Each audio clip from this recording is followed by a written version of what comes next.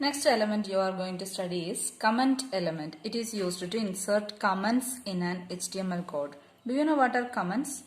These comments provide information that can be useful to anyone who views the code of a web page, not the web page. The HTML coding means the code of a web page means the HTML coding or HTML document. So those who see or view the HTML document, they can understand more information by referring to the comments. However, these comments are not displayed in the web page or browser window when you view the web page. And comments can be inserted any number of times in the code.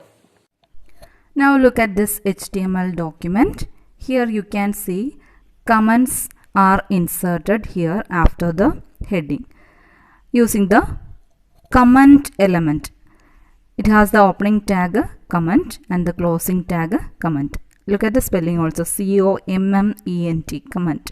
You can also insert a comment using these symbols because this comment tag is not supported in some web browsers like Internet Explorer.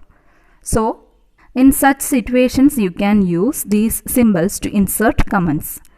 And here you can see an exclamation symbol and a hyphen is used in the starting and a hyphen is used at the ending. So the text in between these two hyphens will be inserted as the comment. These comments will be displayed only in this notepad window or the text editor window. These comments will be displayed only within the HTML document, not in the web browser or web page. Let's save it and look at the web page view. Just refresh the page. This page will not display the comment in the web browser window. The comments will be only viewable in the text editor or HTML document code of the web page only. Next is heading element. The heading element is used to logically organize a page into separate sections with proper headings for easier comprehension. So headings, there may be headings in the content page. For example, here solar eclipse, it's a heading. So you can organize a page into separate sections with proper headings such as subheadings, main headings, etc. So we know that each of these main headings and subheadings will have different sizes. So you can apply different heading using this heading element.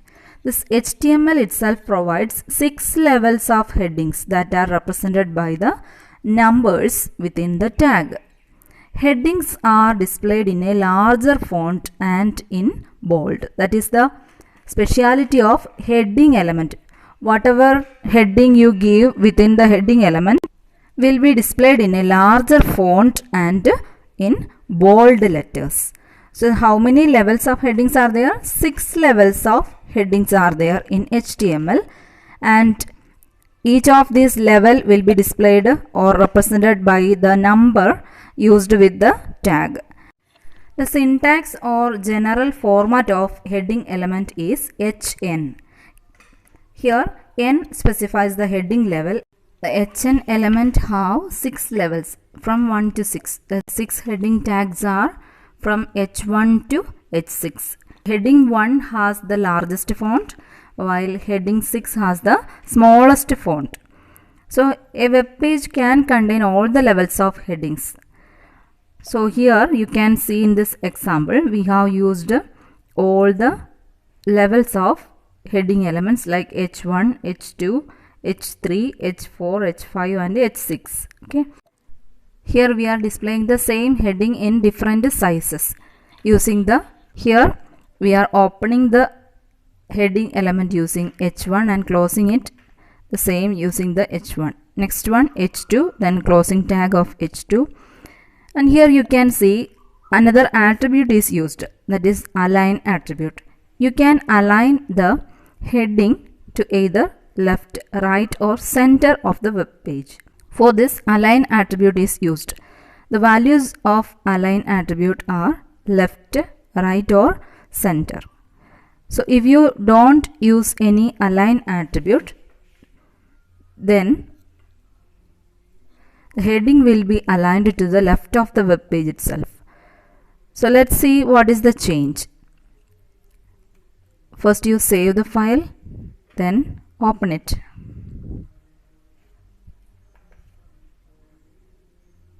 Opening it in Internet Explorer. Here you can see the 6 levels of headings. The first one is this. Then what was this? This was the heading given by the P element and its align attribute without specifying the heading element. Okay. So from here onwards we are specifying the heading element H1. So H1 is the largest font size or largest heading size. Then this one is H2 and this is H3, this is H4, this one H5 and the last one this is H6. Okay, these are the 6 heading levels you can use. As necessary you can use the heading levels for the headings. Look at this now. This web page contains only the 6 levels of headings. So here starts the H1 element, then H2, H3, H4, H5 and this is H6. This is center alignment. The first one does not use any align attribute, so it is left aligned. And this one uses align equal to left. And this is align equal to right. This is also align equal to right. These two headings are align equal to center.